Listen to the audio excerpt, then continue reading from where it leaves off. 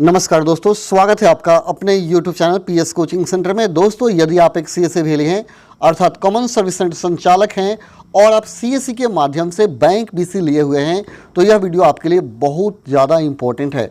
दोस्तों, यदि आप ऐसी गलती कर रहे हैं, कुछ गलतियां कर रहे हैं बैंक BC लेने के बाद, तो आपका BC भी बंद हो जाएगा और आपका CSE ID भी बंद हो जाएगा। तो बहुत सारी गलतियां हैं जो CSE VLE कर रहे हैं बैंक BC लेने के बाद, तो आपको इन गलतियों को दोहराना नहीं है।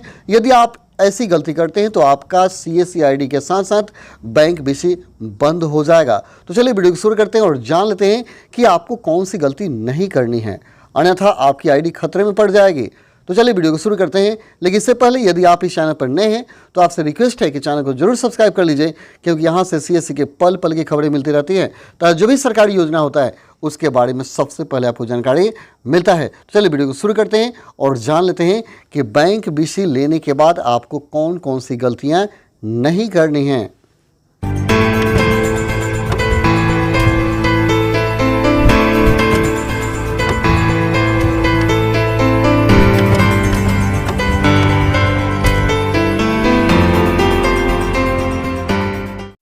दोस्तों, जब आप अपने BC को लॉगिन करते होंगे तो आप देखते होंगे कि वहाँ नोटिफिकेशन हमेशा चलते रहता है, उसको आप ध्यान से पढ़ेंगे।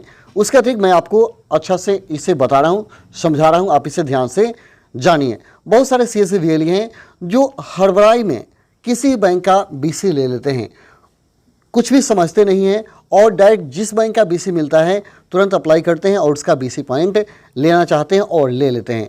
लेकिन जैसे बैंक BC लेते हैं तो उसके साथ जब कोई गड़बड़ियाँ होने लगती है, कोई दिक्कत होने लगती है, तो ये सोचते हैं कि इस BC को छोड़ करके किसी दूसरे बैंक का BC ले लिया जाए। जैसे हमने देखा था कि बहुत सारे VLE HDFC बैंक का BC ले लिए, ICICI बैंक का BC ले लिए।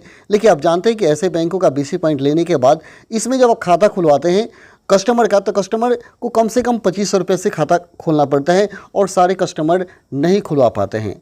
यानी बहुत सारे बैंक हैं जिसमें खाता खुलवाने के लिए 2500 रुपये से ही अकाउंट ओपन हो पाता है, तो सारे कस्टमर नहीं ओपन करवा पाते हैं, जिससे आपको दिक्कत होने लगती है। तो आप उसी स्थिति में क्या करते हैं, उस बैंक BC को छोड़ करके सोचते हैं हम दूसरा बैंक BC ले लें। और बहुत सारे VLE ऐसा किए भी हैं कि एक बैंक BC में कोई प्रॉब्लम आया तो उसे छोड़ दिए और दूसरे बैंक के BC अप्लाई किए और दूसरे बैंक का BC भी उन्होंने ले लिया, वो भी अप्रूव हो गया और दोनों वो चलाने लगे। लेकिन आपको ऐसी गलती नहीं करनी है, क्योंकि आप जानते हैं कि एक CSE VLE एक ही बैंक BC चला सकते हैं।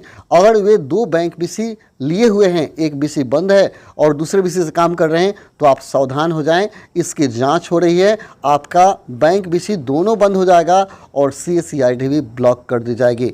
तो अगर आप दो बैंक BC लिए हुए हैं तो जिस बैंक BC से आप संतुष्ट नहीं हैं, अच्छा काम नहीं करता है बैंक BC, तो आप उस बैंक में एक एप्लीकेशन दीजिए और कहिए कि मैं ये बैंक BC चलाना नहीं चाहता हूं, आपको सरेंडर कर लेना होगा।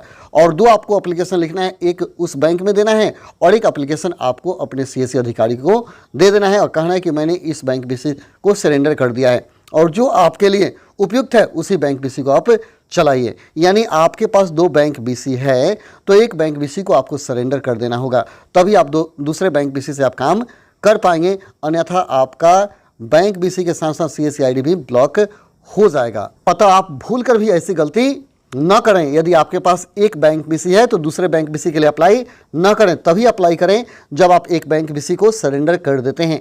और पहले से ही आपके पास दो बैंक BC है तो किसी एक बैंक BC को जल्द से जल्द सरेंडर कीजिए और एक बैंक BC से काम कीजिए। तो यही सूचना आपको देना था। चलिए फिर मिलते हैं अगले वीडियो में, तब तक के लिए धन्यवाद। जय हिंद, जय भारत, जय VLE साथियों।